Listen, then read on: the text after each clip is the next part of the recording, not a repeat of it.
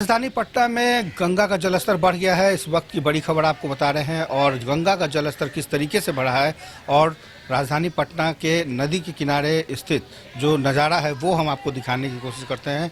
तस्वीरों के जरिए देखिए कि पटना के तमाम गंगा घाटों का अभी फ़िलहाल यही हाल है और गंगा का जलस्तर कितना तेज़ी से उफान मार रहा है ये आप इस बात का अंदाज़ा नदियों के धार से देख सकते हैं।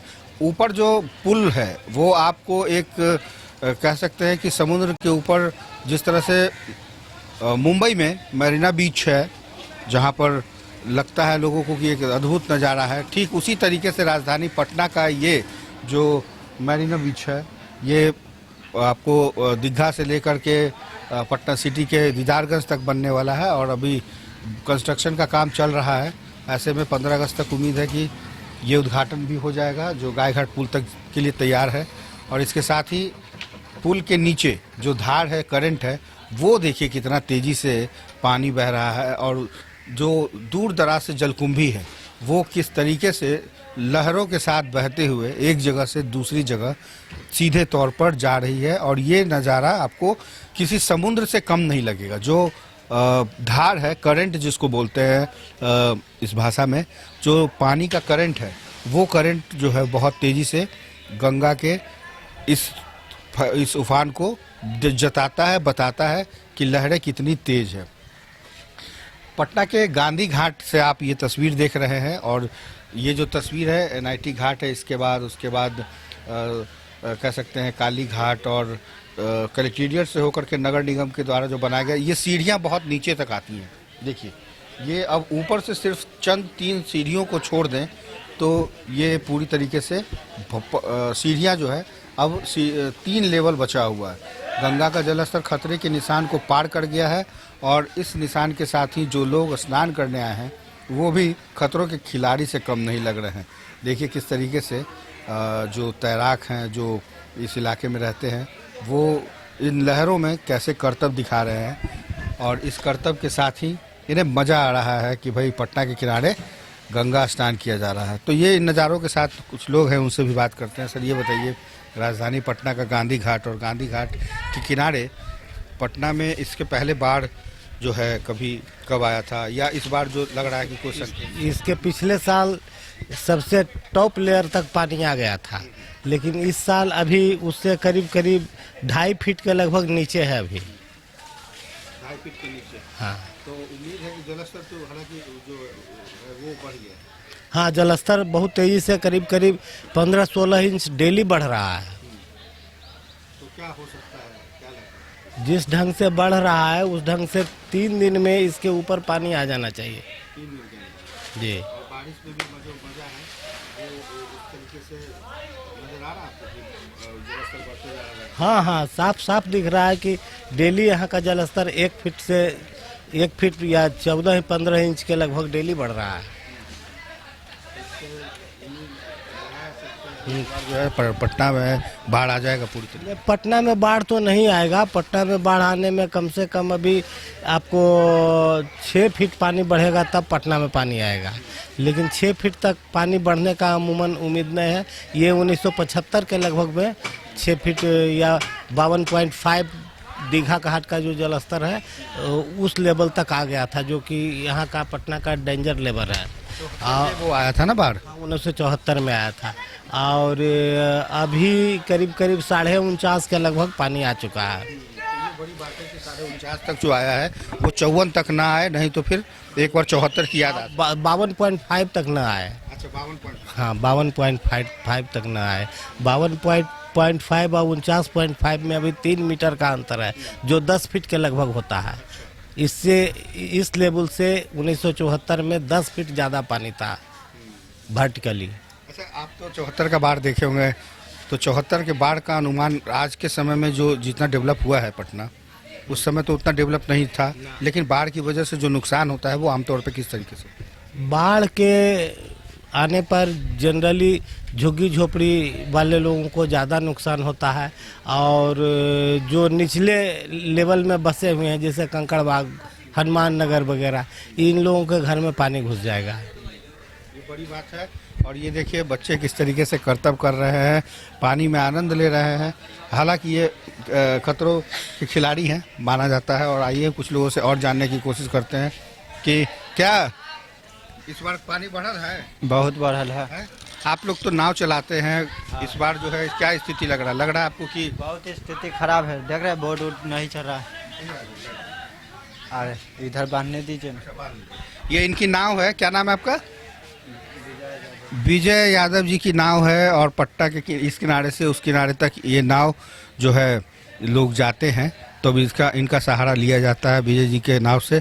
विजय जी बहुत पुराने नाविक हैं और इनसे जानेंगे कि जो इस बार का वाटर लेवल है वो किस तरीके से इनको भी ज़्यादा तकलीफ देता होगा, क्योंकि जो लहरें हैं वो तेज़ी से उफान मार रही है और इन्हीं लहरों के बीच में इन्हें चलना है। तो कहीं ना कहीं इन लहरों के बीच में विजय जी किस तरीके से, एक तरीके से मान के चलिए कि बीच गंगा से पार करना भी अपने आप में एक बड़ी बात है। और ये देखिए कितनी तेज़ी से, अगर आप बीच का पोर्शन देखेंगे राजधानी पटना के, तो उस तरफ का जो इलाका है वो क्या कहलाता है? उस तरफ का इलाका दियर का इलाका कहलाता है। तो गंडक नदी हाजीपुर वैशाली। हाँ, गंडक नदी देखिए ये वाला आ रहा है, गंडक ही आ रहा है।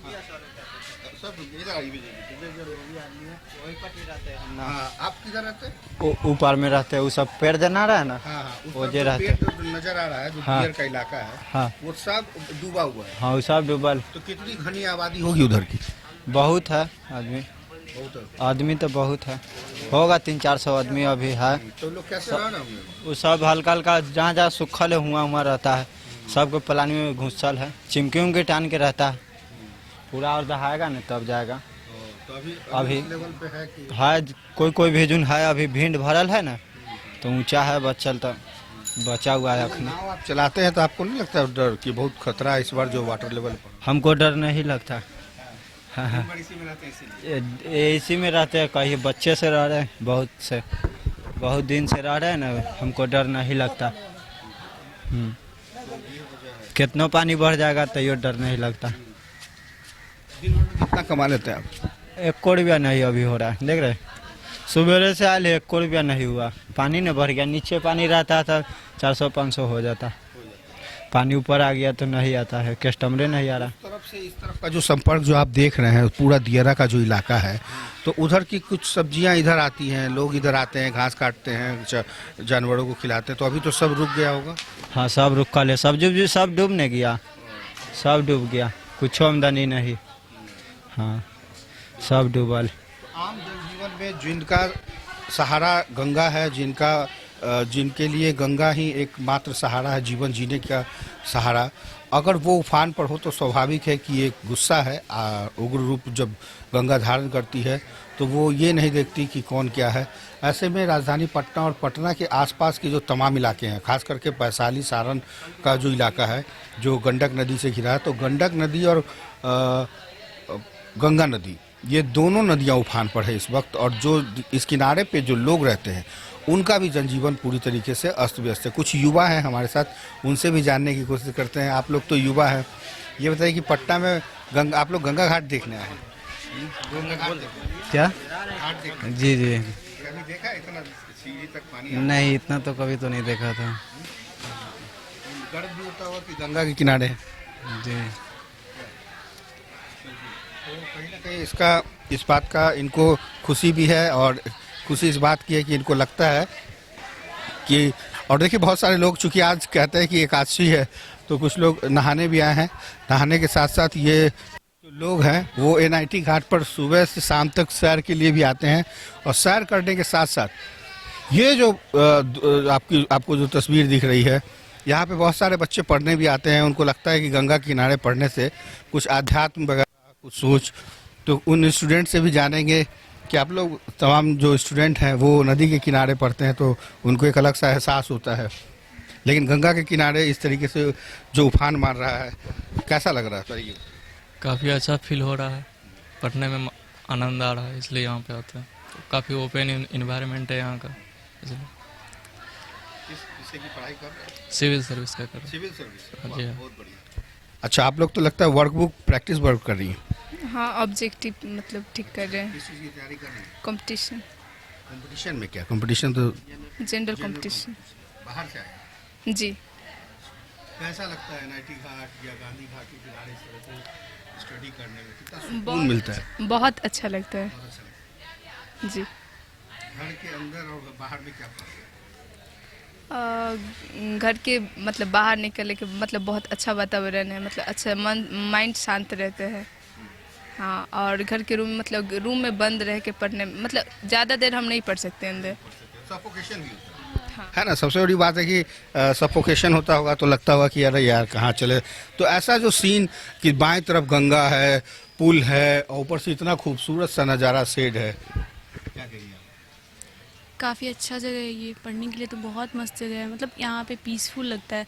यहाँ आने के बाद मतलब जैसे माइंड का जितना भी बात रहता है ना, वो रूम पर अगर है तो कुछ कुछ माइंड में आते रहता है कि ये करना है, ऐसे करना है, फ़ोन चला ले, ये कर ले। लेकिन यहाँ आते हैं तो यहाँ शांति, मतलब थोड़ा एकदम पीसफुल जगह है। यहाँ आने के बाद मतलब पढ़ाई पे फोकस ज़्यादा होता है, पढ़ने का भी मन करता है। या फिर अदर स्टूडेंट भी हैं यहाँ पे बैठ के पढ़ते हैं तो उन लोग को भी देख करके मन करता है कि हम भी पढ़ें, हम क्यों टाइम वेस्ट करें। तो पटना के कई टीचर भी जो है एनआईटी घाट पे ऐसे ही ओपन क्लास लेते हैं, उनमें सारे बच्चे पढ़ते हैं। क्या नाम है? मेरा वो टीचर का तो नाम मुझे नहीं पता, बट वो लोग बीपीएससी वगैरह का क्लास करवाते हैं, हिस्ट्री वगैरह पढ़ाते रहते हैं, कभी कभी क्रॉस करते हैं वहाँ से, तो अच्छा पढ़ाते हैं वो लोग। उससे फायदा मिलता है बहुत, अगर जो स्टूडेंट चाहे तो बैठ के सुन सकता है, पढ़ सकता है। आपको मालूम है कि शरद चंद्र जो देवदास लिखे थे या बहुत सारी किताबें जिन पर फिल्में भी बनी है, वो भागलपुर के गंगा नदी के किनारे ही वो अपनी स्क्रिप्टिंग लिखते थे? पता नहीं, आइडिया नहीं है मेरे को। आइडिया नहीं है, लेकिन इतिहास के पन्नों में जब आप जाएंगे तो नदी के किनारे जो वातावरण है, जो लिखने की या पढ़ने की जो कैपेसिटी है, वो कई गुना बढ़ जाती है। ये क्या होता है, हो जाता है, काफ़ी खुला ओपन इन्वायरमेंट है, इसलिए माइंड पे इफेक्ट पड़ता है पॉजिटिव वे में। सोचने का जो हम लोग का क्षमता है ना, वो लगता है बढ़ जाता है। मतलब अलग अलग सोच आते रहता है यहाँ पे। और मतलब यहाँ पे बोले तो कि यहाँ पे पीसफुल है ना, बहुत ज़्यादा एकदम मन शांत रहता है और पढ़ने में भी बहुत ज़्यादा मन लगता है। तो पढ़ने के साथ साथ नदियों के जो धार है, उफान जो मारती नदियाँ हैं, तो ये एक अलग सा अद्भुत सा नज़ारा है। हालांकि ये अच्छे संकेत नहीं है, धीरे धीरे पानी घटे, सब लोग दुआ कर रहे हैं। लेकिन अगर वाटर लेवल इसी तरीके से रहा तो वो दिन दूर नहीं जब राजधानी पटना में जो है जलस्तर अगर बढ़ता है तो फिर खतरों के निशान से ऊपर अगर ज़्यादा जाता है तो फिर 1974 की वो याद ताज़ा हो जाएगी जब राजधानी पटना पूरी तरीके से डूब गया था। हालांकि इस को बढ़ाने में, जलस्तर को बढ़ाने में कहीं ना कहीं जो बारिश हो रही है रुक रुक कर, ये पॉजिटिव कर रही है जलस्तर को बढ़ाने में। तो कुछ ये नज़ारा है राजधानी पटना का और पटना के आसपास का। और ये खूबसूरत सा नगर निगम के द्वारा बनाया गया जो घाट है, इस पर सैकड़ों लोग, हजारों लोग सुबह की सैर में भी आते हैं, पढ़ने आते हैं, देखने आते हैं। तो ये एक अद्भुत नज़ारा है। लेकिन इन नज़ारों के बीच में गंगा के जलस्तर में जिस तरह से वृद्धि हो रही है, अगर ये कुछ दिनों तक और ऐसा ही रहा तो वो दिन दूर नहीं जब ये लेवल यहाँ तक पहुँच जाएगा और नुकसान देखने को मिल सकता है। लेकिन उम्मीद ये जताई जा रही है कि पटना में ये जलस्तर आने वाले कुछ दिनों में अगर घटता है तो शायद अच्छे संकेत मिल सकते हैं। सहयोगी राजेश के साथ कुमार गौतम, न्यूज़ 22 स्कोप, पटना। इस स्वतंत्रता दिवस आजादी का जश्न मनाए वाइल्ड वादी वाटर पार्क में, जहां 1 से 30 अगस्त तक पाए amusement park, bird park, zip line, hurdle swimming, water park, 360 cycle, spinner, trampoline, bungee जैसे कई बेहतरीन ऑफर मात्र 100 रुपए में। वाइल्ड वादी water park Ranchi, call 9304816880। Amity university का पटना और रांची कैंपस पिछले कई सालों से लगातार शिक्षा के क्षेत्र में अनमैच्ड एक्सीलेंस प्रदान कर रही है। यूनिवर्सिटी रिसर्च एंड इनोवेशन की कल्चर को बढ़ावा देती है। यही कारण है कि यहाँ के शिक्षकों और छात्रों ने मिलकर अब तक 700 से ज्यादा रिसर्च पेपर और 30 से ज्यादा पेटेंट फाइल किए हैं। यही नहीं, यहाँ के फैकल्टीज और स्टूडेंट ने 50 से अधिक किताबें पब्लिश की हैं। यूनिवर्सिटी के दोनों ही कैंपस में स्टूडेंट को कॉर्पोरेट प्लेसमेंट प्रोसेस को क्रैक करने के लिए ट्रेनिंग दी जाती है और इसलिए एमिटी यूनिवर्सिटी अपनी स्थापना से ही देश विदेश के कई जानी मानी मल्टीनेशनल कंपनीज जैसे Amazon, Accenture, JP Morgan, GPT, TCS, Wipro, ITC, federal bank, Hindustan Unilever जैसे 180 रेप्यूटेड कंपनीज के लिए रिक्रूटमेंट की प्रेफर्ड चॉइस बन गई है। यही वजह है कि आयुष कुमार को जेपीटी कंपनी लिमिटेड में 24 लाख, जान निसार अख्तर को अमेज़न से 30 लाख और देव नरूला को ह्यूमन होल्डिंग कंपनी लिमिटेड में 44.5 लाख का पैकेज मिला। वहीं सुमन गुप्ता को पैलो ऑल्टो में मिले 47 लाख के हाईएस्ट पैकेज से यूनिवर्सिटी ने बिहार और झारखंड में एक नया रिकॉर्ड कायम किया है।